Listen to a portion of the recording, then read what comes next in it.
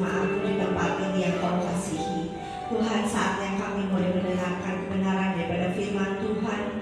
Mari Tuhan, Engkau sampaikan isi hatimu, apa yang kau mau kami lakukan Tuhan. Biarlah nama Tuhan dipermuliakan. Urapi kami semua yang ada di tempat ini Tuhan, agar kami boleh menangkap dengan roh kami, bukan dengan akal dan pikiran kami, tapi biarlah jiwa kami bersepakat dengan roh kami, dan kami menangkapnya, dan kami melakukannya, dan bahkan kami berbuah bagi kemuliaan nama Tuhan. Di dalam nama Yesus kami sudah berdoa dan mengucap syukur. Amin. Amin. Terima kasih buat Bapak Gembala Ibu Erni yang sudah mengundang kembali saya. Saya bersuka ada dalam hadirat ini. Tuhan katakan jemaat ini jemaat yang dikasihi Tuhan. Amin. Berapa kali saya tiap kali persiapan ini, jemaat yang dikasihi Tuhan, katanya kasih karunia yang cukup bagi. Amin. Belum terlambat kalau saya katakan selamat tahun baru, baru lewat 15 hari ya. Tahun baru, tahun memasuki tahun 2023. Begitu banyak prediksi yang akan terjadi katanya, gitu kan Pak, katanya. Bahkan Presiden kita sendiri juga mengatakan tahun lalu bahwa 2023 itu adalah tahun yang gelap. Nah, kita tenang ya, jadi tenang aja ya. Gimana ada gelap, kalau kita datang terang ya pasti jadi terang ya. Oke, hari ini saya pertama kali saya belajar kebenaran firman Tuhan ini, saya langsung teringat suatu saat kalau saya dipanggil lagi, dipercayakan lagi, saya khotbah di sini, saya mau bawa firman Tuhan ini. Ternyata benar. Amin. Jadi Tuhan sudah persiapan dari jauh-jauh hari, ya. Karena menurut saya ini begitu penting, begitu dasar. Saya itu kan biasa pelajarannya dasar-dasar aja Pak. Ya nggak? Kalau yang yang advance, yang lanjutan saya mungkin belum bisa. Saya baru belajarnya dasar aja, ya. Oke, kita belajar hidup dalam kerajaan Allah. Ya, kita baca dalam Kolose 1 ayat 13.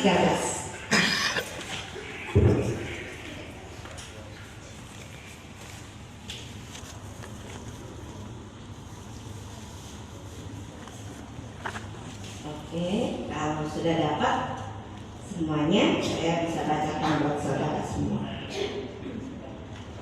Ia telah melepaskan kita dari kuasa kegelapan dan memindahkan kita ke dalam kerajaan anaknya yang kekasih. Di sini kan semua sudah terima Yesus, sudah tahu kebenaran bahwa dulu kita itu anak gelap, bahwa dulu kita penuh dengan dosa. Tapi sekarang karena kita sudah terima Yesus, berarti Tuhan sudah memindahkan kita dari kerajaan yang gelap kepada kerajaan anaknya yang terkasih. Kerajaan anaknya yang terkasih siapakah itu? Dari kerajaan Allah, ya. Oke, kita bicara mengenai kerajaan. Mungkin untuk sekarang ini agak sulit membayangkan ya kerajaan seperti apa, karena kita pemerintahan kita tidak berdasarkan kerajaan, ya. Mungkin kalau zaman-zaman dulu atau juga sekarang misalnya kerajaan Inggris, di mana itu ada kerajaan.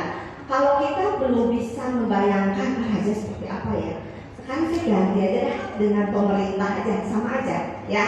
Jadi berarti kalau raja, kerajaan itu berarti ada rajanya, ada rakyatnya, ada juga perangkat hukumnya, ada janji-janjinya, ada apalagi pernyataannya, prinsip-prinsipnya, peraturan-peraturannya.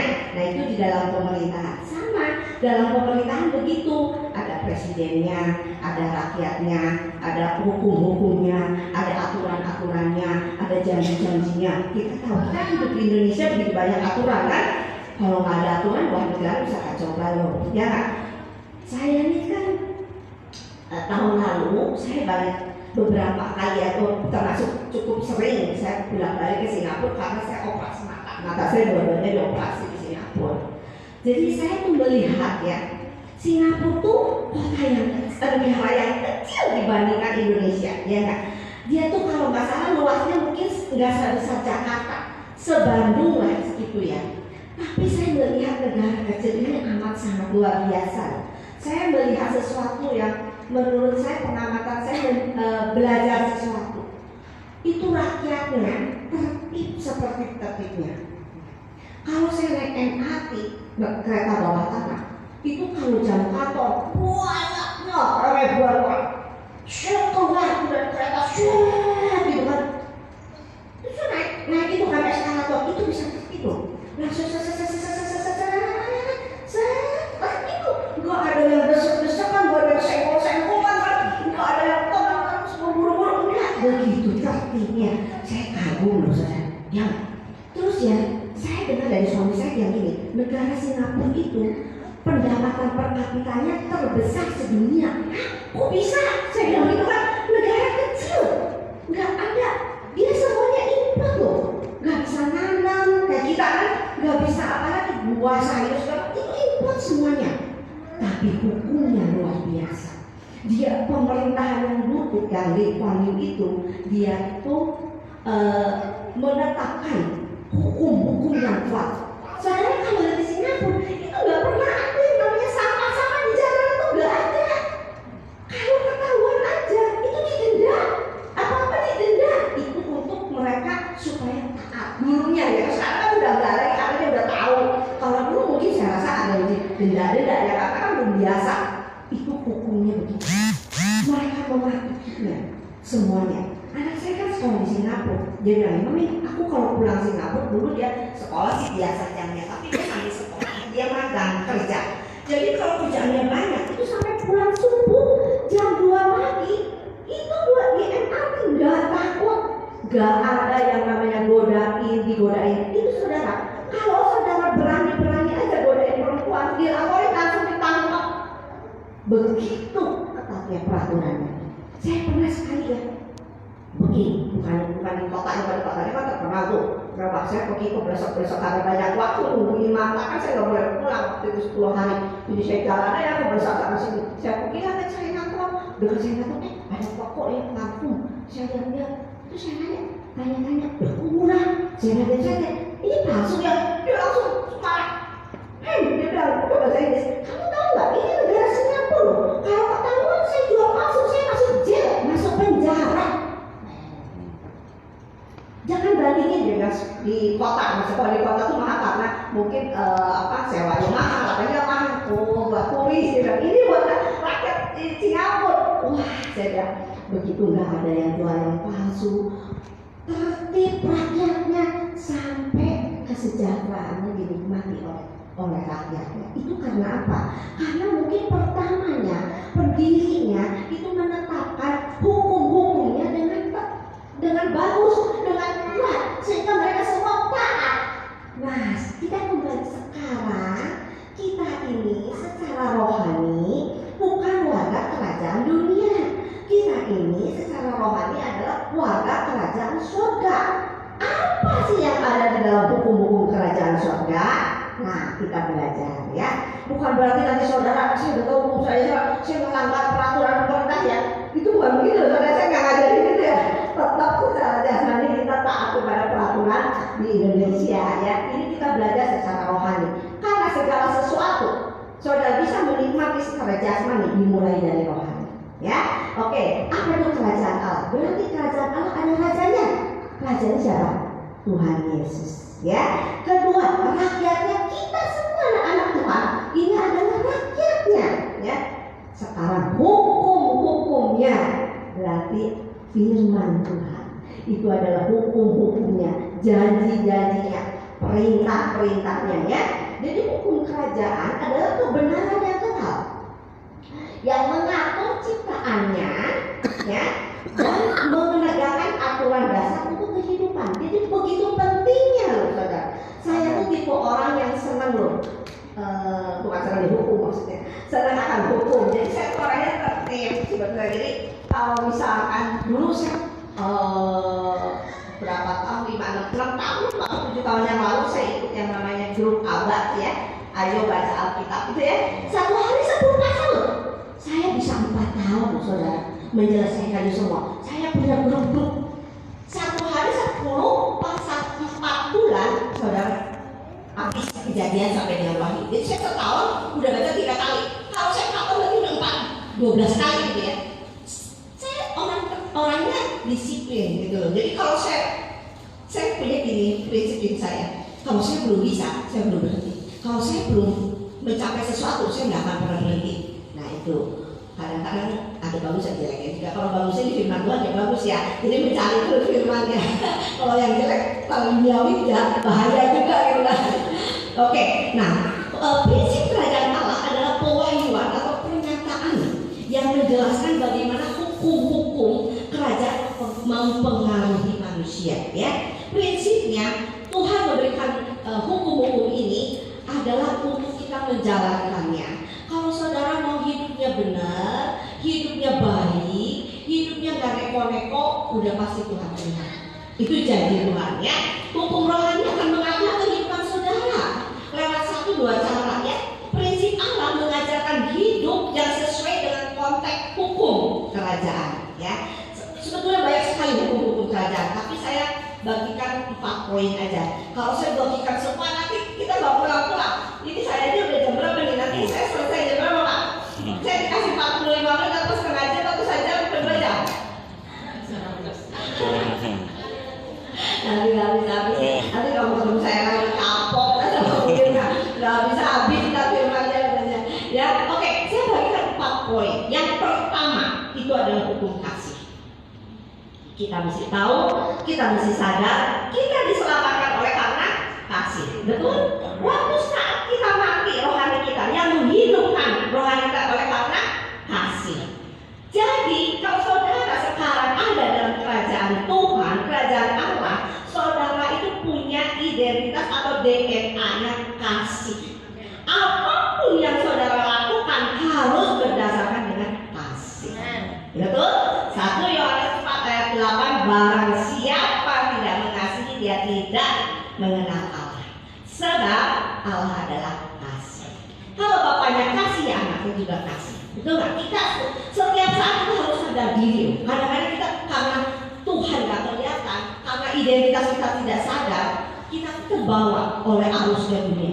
Itu mesti ingat lagi loh, kita ini makhluk rohani, kita ini memang betul masih tinggal di dunia, tapi kita bukan dari dunia, ada Tuhan.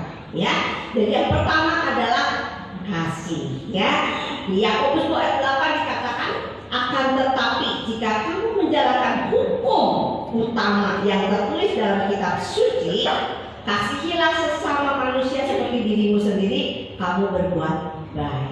Ya, kalau kasih udah tahu dah. 1 Korintus 13 itu di firman Tuhan dikatakan definisi kasih. Bukan sebentar deh, ya udah tahu tapi lupa ingat, biasa kan begitu ya.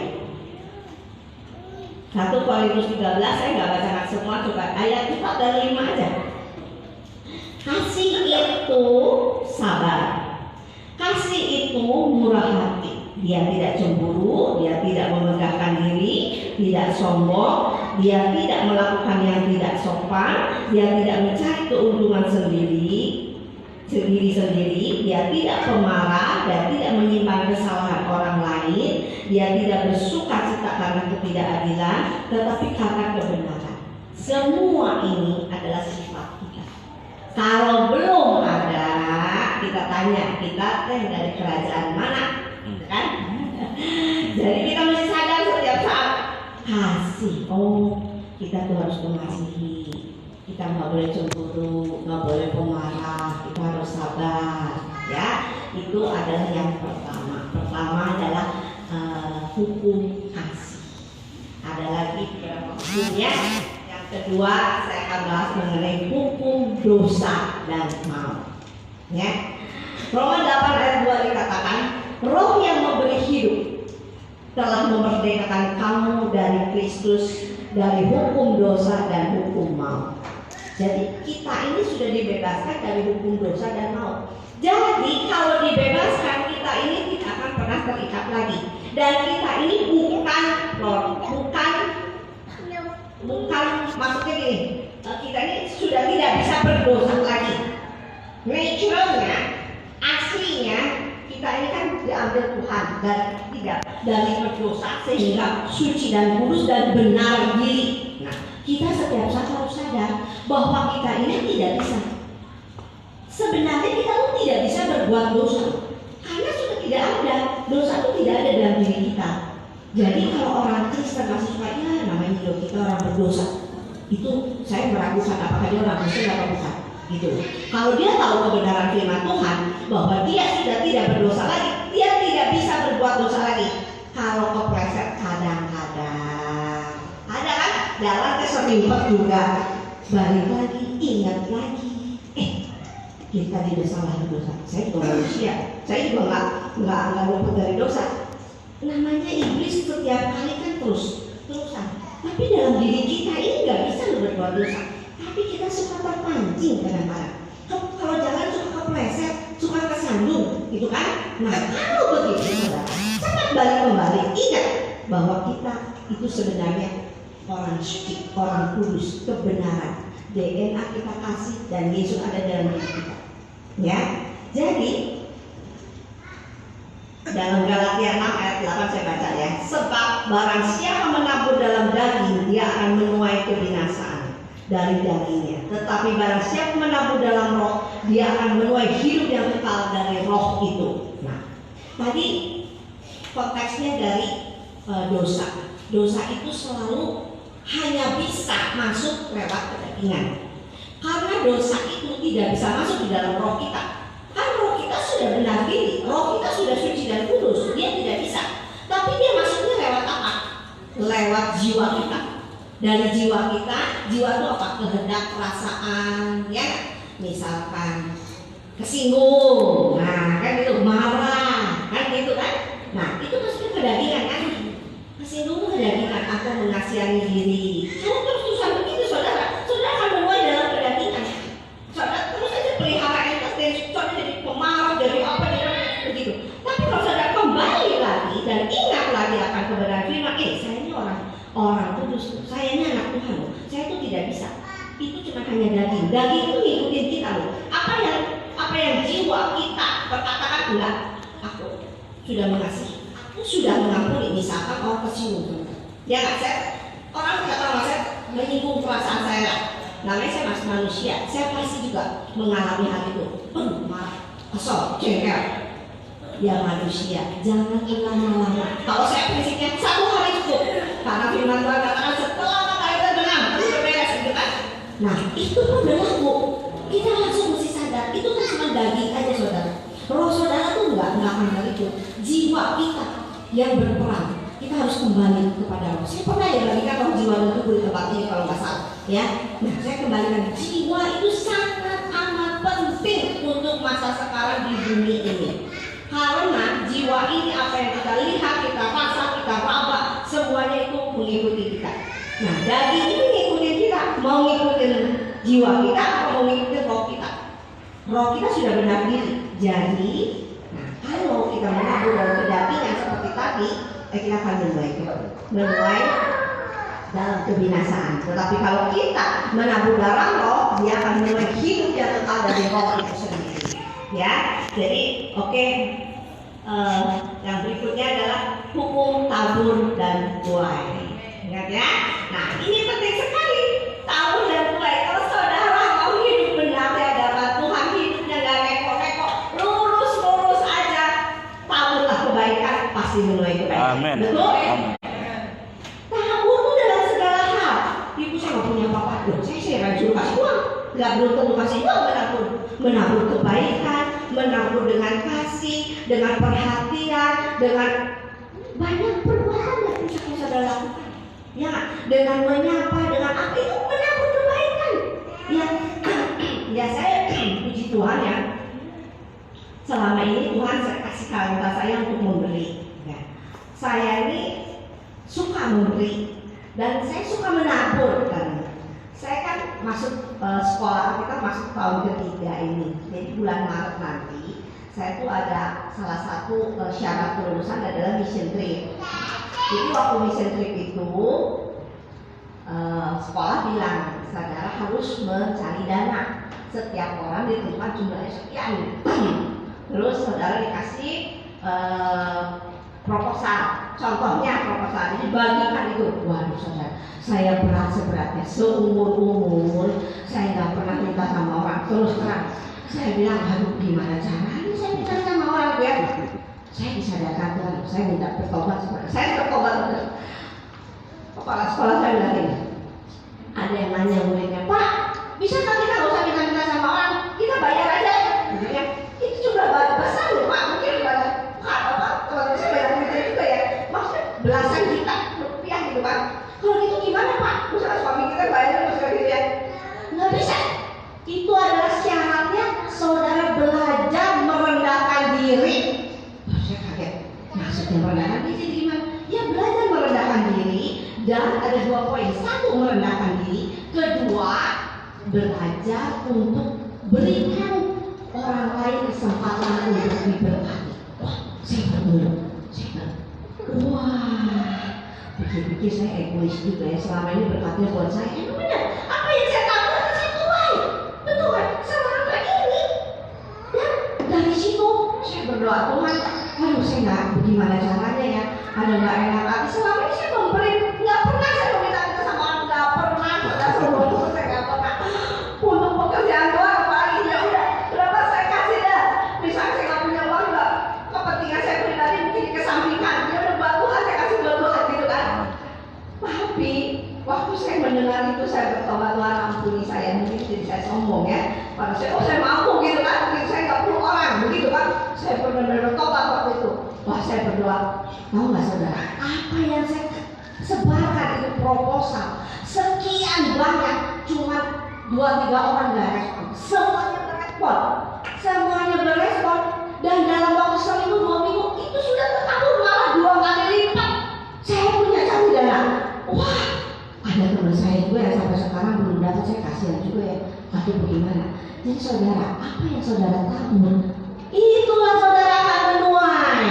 Jadi saya baru sadar, oh iya selama ini saya sudah menabur. Semua baik itu menabur kebaikan, baik itu saya menabur juga dalam bentuk materi, perhatian, apapun juga saya lakukan. Itu saya tuai itu. Jadi saya nggak kesulitan. Jadi saya berdoa dulu, Tuhan kalau nama si A, si B, si C, gitu kan. Ya udah kata koordinator saya, ketua kelasnya bilang, ibu berapa banyak? Sebanyak-banyaknya. Ya udah saya sebanyak-banyaknya aja, Tuhan tahu di mana. Itu nggak lama, Tuhan cukupkan. Wah, itu apa ya saudara tahu? Kalau saudara mau diberkati, taburlah berkat. Betul kan saudara? Kalau mau dikasih, taburlah kasih. Apapun juga yang saudara tabur, saudara akan menuai. Percaya deh, saya kan nggak ngalamin. Ya, saya udah nggak banyak hal bersama dengan Tuhan. Jadi apa yang kita tabur ya? Jadi dalam 2 Korintus 9 ayat 6 dikatakan orang yang menabur sedikit akan menuai sedikit juga. Orang yang menabur banyak akan menuai banyak juga. Ya, sama juga dia tadi termasuk juga dalamnya hukum memberi dan menerima. Di Amsal 11 dikatakan ada yang menyebar harta tapi dia nggak pernah kekurangan tuh, iya kan? Ada yang malah dia berlebihan. Jadi apa yang saudara mau dalam hidup ini? Taburlah saudara. Ya nggak? Kalau saya bilang orang memprediksikan tahun 2023 ini tahun resesi. Waktunya saudara untuk menabur. Percaya saya, waktunya untuk menabur. Berapapun juga saudara yang Tuhan taruh di dalam hati saudara, taburlah itu dan saudara akan melihat nanti tuaian yang daripada Tuhan. Tuhan tidak pernah berhutang. Saya kasih tahu, percaya. Tuhan tidak pernah melalaikan setiap janji-janjinya. Ya, jadi itulah yang disebut dengan hukum tabur dan tuai. Menaburlah dalam segala hal, saudara taburlah.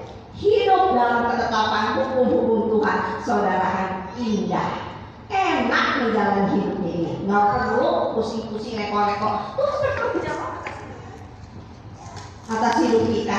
Ya nggak? Kalau saya nggak apa-apa, Tuhan tanggung jawab loh. Saya kalau disuruh apa-apa sama Tuhan tanggung jawab loh ya. Saya sudah khotbah ini, Tuhan tanggung jawab ya. Tuhan ya. Saya nggak bisa apa-apa. Saya nggak bisa berbuat apa-apa tanpa Tuhan. Oke, itu yang ketiga. Sekarang ini yang terpenting adalah hukum iman. Diawali dengan hukum kasih. Saya tutup nanti dengan hukum iman. Ya. Hukum iman itu di dalam Roma 3 ayat 27 dikatakan, jika demikian, apakah dasar untuk bermegah? Tidak ada. Berdasarkan apa? berdasarkan perbuatan tidak, melainkan berdasarkan iman. Amin. Saudara, semua yang saudara lakukan tanpa iman itu adalah dosa Tuhan. Betul ya Pak? Amin. Ya, kita hidup itu kan karena iman, saudara. Waktu saya mempersiapkan ini ya, Tuhan ingatkan saya. Ini sudah lama sekali, tapi kok bisa ya Tuhan ingatkan saya? Ada kali 20 tahun yang lalu ya, anak saya masih kecil.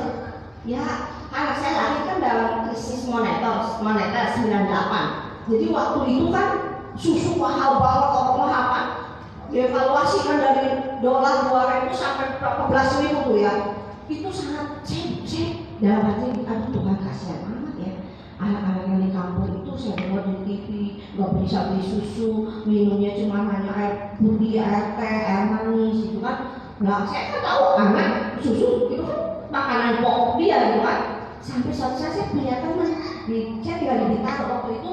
Jadi teman saya itu tinggalnya di pinggir gitu, kan di Lipo ya, misalkan pinggir, misalkan Cibatu kayak gitu lah, seperti itu ya. Nah, terus dia cerita bahwa tetangga-tetangganya dia mengalami kesulitan.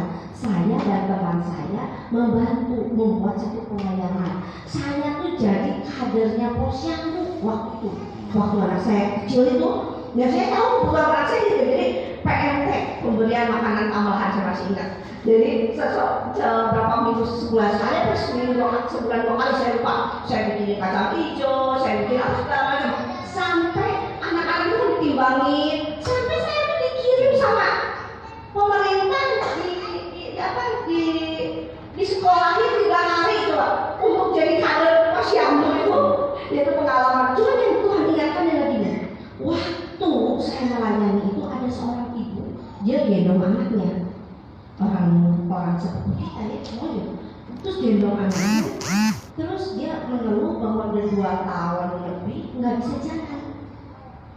Nah terus dia itu selalu harus ke rumah sakit RSCM, ada yang terapi tumbuh kembang anak gitu loh. Nah terus saya gini sama dia, Bu, iya ibu, saya udah usaha berbagai cara, ini juga saya udah terapi tapi masih belum ada usahanya bisa berjalan. Jadi aku bikin terus gimana dia, saya udah sorry ya, dia bilang ya tiap malam. Terus saya ingat Tuhan yang ini, ibu saya punya Tuhan yang luar biasa, saya bilang Tuhan saya bisa menyembuhkan sebenarnya. Terus gimana caranya Bu? Gini aja Bu, saya bilang kalau ibu tiap malam berdoa saya ganti, saya bilang doanya. Gimana Bu? Ya ibu tumpangin tangan anaknya, saya bilang gitu kan. Bilang kalau ibu percaya, saya kan nggak bisa paksa orang percaya. Kalau ibu percaya, sebut aja dalam nama Yesus, anakku berjalan. Usapinnya jangan gitu kan. Dalam nama Yesus, anakku berjalan. Saya cuma ngomong gitu doang. Saya udah lupa loh, ini udah 20 tahun yang lalu. Tapi waktu saya ingat ini iman, saya jadi bangkit lagi. 2 hari kemudian datang ke rumah saya. Dia ketawa-ketawa, ibu udah, oh itu anaknya digendong diturunin lari sama saya. Woi saya kaget, hah? Udah bisa jalan katanya. Luar biasa saudara. Dia bukan anak Tuhan. Dia belum terima Yesus. Setelah itu baru dia terima Yesus. Kalau orang luar aja percaya Yesus yang berkuasa itu terjadi, masa kita anak Tuhan tidak percaya sama Bapaknya? Betul gak? Kita harus percaya sama Tuhan kita. Itu iman, itu buktinya tuh. Saya kaget juga, saya gantian dan kaget. Ya saya selalu udah berdoa, ya sudah itu kan kembali kepada iman masing-masing. Itu saya waktu ingat ini, oh ya Tuhan, kalau Tuhan ingatin saya udah lama sekali begitu. Waktu pelayanan saya masih kecil. Jadi habis 2 hari saya masih ingat. Ketok pintu rumah saya, lari. Oh iya, dia bilang gitu. Saya kaget buka pintu, lihat nih, diturun dari yang mana. Wah itu anak, wah itu luar biasa. Itu pekerjaan Tuhan, itu kalau bukan. Jadi kamu sekarang percaya, coba dia percaya, mari terima Yesus. Waktu itu, dia tuh pertama belum terima Yesus. Jadi saya pikir-pikir, waduh apalagi kita yang sudah tahu kebenaran. Belum iman, saudara. Saya mau saksiin lagi. Kita tuh kan sebetulnya dulu 2-3 tahun yang lalu pandemi tahun 2000 kan, tahun 2000 itu aja susah buat kita. Apalagi sekarang 2003 katanya resesi lah apalah gitu ya. Nggak tahu saya sudah saksiin apa belum di sini ya. Tapi kalau sudah nggak apa-apa, dengerin aja ya. Biar tambah hafal saksian saya. 2000 tahun masa pandemi itu bulan Maret itu lockdown. Masih ingat kan saudara? Ingat kan? Lockdown. Perusahaan saya itu ada perusahaan kimia. Dia mensuplai ke perusahaan-perusahaan tekstil, bahan tekstil. Saat itu tutup semua, sudah tutup, udah enggak. Kita nggak bisa jual, ditambah lagi bulan Mei-nya kalau nggak salah mau Lebaran. Nah, jadi libur Lebaran itu dipanjangin sok bulanan. Itu kita nggak ada order sama sekali. Kan semua kita mau jual kemana? Tapi Tuhan itu memang baik luar biasa. Sebelumnya 2 tahun atau 3 tahun yang lalu suami saya sudah menemukan antibakteri. Tapi yang namanya manusia, kalau belum ada dampaknya, ya belum. Waktu itu ditawarin kemana-mana yang namanya antibakteri, yang sanitizer ini memberi bakteri nggak ada, nggak laku, saudara, nggak laku. Sampai udah mau expired, udah mau dibagiin aja itu. Pas udah mau expired, 2 tahunnya ada corona, jadi booming, dicari kan? Tuhan sudah persiapkan itu. Jadi perusahaan cuma mau produksi itu aja, produksi apa antibakteri, hand sanitizer, kebutuhan meningkat buat kantor buat semua. Wih, sampai ke bukan. Sebelumnya suami saya bilang gini, ini gimana ya? Kita kok nggak ada order, sepi. Saya khawatir juga, kata suami saya khawatir juga. Saya makan kita berdoa, saya berdoa. Saya malu sekali ini posisinya berdoa saya malam saya berdoa. Kita serahkan ke Tuhan. Semua juga Tuhan yang punya. Saya percaya sama Tuhan. Nah, setelah saya berdoa itu, 2 hari kemudian saya baca renungan. Itu di 2 raja-raja ada janda yang miskin, yang bisa yang kasih air, buli-buli itu minyak-minyak, kumpulkan semua minyak-minyak itu kan. Nah, kan gak berhenti tuh, itu ya. Nah, dan terus ada statement begini, apa kecil di hadapan Tuhan, kecil apa yang kamu punya akan menjadi besar di hadapan Tuhan. Itu direma buat saya. Karena saya pikir begini, hand sanitizer itu berapa harganya? Segini cuma 25.000 saudara. Sekali pakai itu berapa banyak lagi kan? Mau beli lagi order kita. Sedangkan biasa kita itu memproduksi kimia, jualnya tontonan 1 kilo itu berapa dolar? Gak kebayang kan saudara? Saya pikir turun. Saya dalam hati ini, apa mungkin ya ketutup gitu dengan omset segitu yang turun memenuhi segala kebutuhan dari karyawan-karyawan. Saya nggak banyak, kurang lebih mungkin 30-40 orang. Kebutuhan karyawannya, mana mau THR, biaya produksi segala macam. Saya kepikiran itu, tapi saya waktu baca firman Tuhan itu rema buat saya. Saya bilang, Tuhan saya percaya, meskipun sanitizer ini kecil di hadapan Tuhan, dia akan menjadi besar bersama dengan Tuhan. Saya bilang itu Tuhan. Tahu nggak? Udah berjalan terus produksi cuma itu aja, produksi. Waktu pas April atau Mei gitu ya, karyawan saya bagian accounting datang ke ruangan saya. Bu, ini laporan keuangan. Kalau saya deg-degan dalam saya rugi dan saya nggak tahu bisa bayar gimana karyawan. Bu, saya sudah cek, saya udah hitung berkali-kali, ini benar. Wah, udah mati saya nggak salah nih. Kan ibu udah bilang, saya udah bilang, tadi saya udah ngecek berkali-kali itu benar Bu. Tahu saudara? Itu omsetnya sih memang nggak besar, tapi untungnya bisa 3 kali lipat dari untung normal. Luar biasa kan Tuhan. Asal kita percaya sama Tuhan.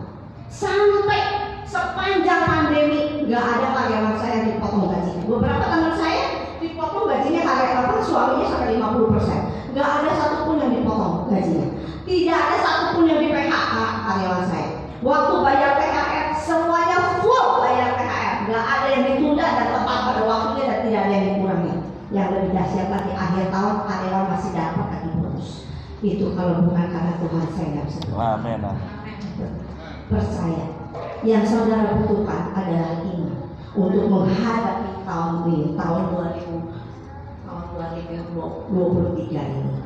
Ya kan?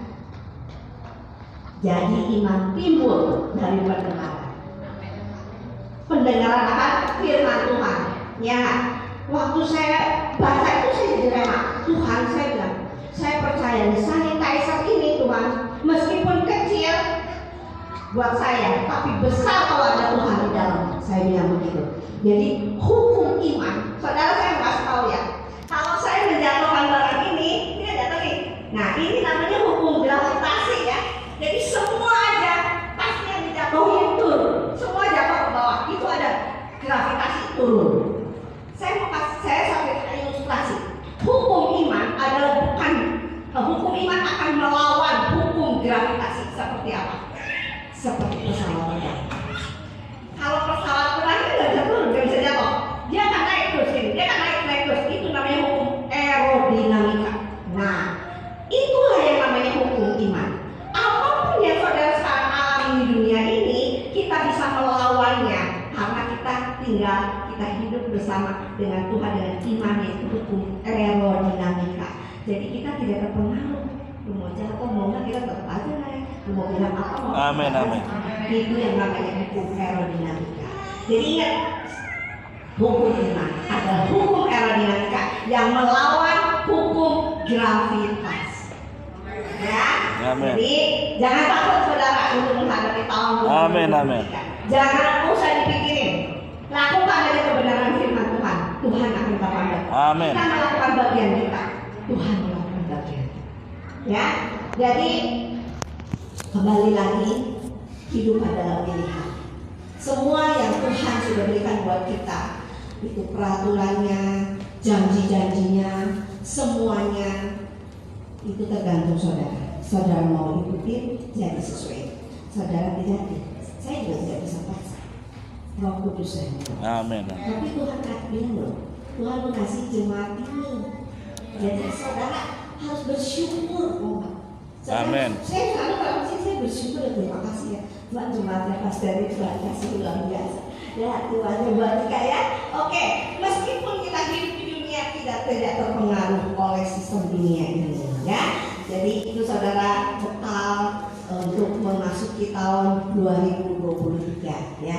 Satu, jangan takut, jangan percaya akan setiap melakukan hukum-hukum. Kalau kita melakukan hukum-hukumnya dengan benar, kita hidup benar. Enak saudara hidup benar. Amin. Nggak perlu pusing, ya nggak usah perlu stres, ya. Oke, itu dari sekedar kebenaran firman Tuhan. Kiranya bisa memberkati saudara. Dan saya tutup dengan doa ya. Oke, mari kita berdoa. Bapa di dalam surga, kami mengucap syukur kepada Tuhan buat siang hari ini. Apa yang kami dengar akan kebenaran firman Tuhan. Mari Tuhan. Bukan cuma enak didengar Tuhan di telinga kami, tetapi biar kami masukkan di dalam hati kami. Kami mau merenungkannya firman ini siang dan malam, sehingga kami boleh berbuah. Kami boleh menghadapi tahun 2023 bersama dengan Engkau Tuhan. Tidak ada kata takut, tidak ada rasa khawatir, tidak ada rasa gelisah Tuhan. Bersama dengan Engkau kami melakukan perkara-perkara yang besar. Bahkan kami sanggup melawan alam ini Tuhan, melawan hukum gravitas dunia Tuhan. Terima kasih Bapa di dalam surga, memberkati seluruh Tuhan jemaat ini, pengerja, hamba Tuhan, gembala Tuhan, semuanya Tuhan memberkati tidak terkecuali. Hanya di dalam nama Yesus kami sudah berdoa dan mengucap syukur. Amin. Tuhan Yesus memberkati.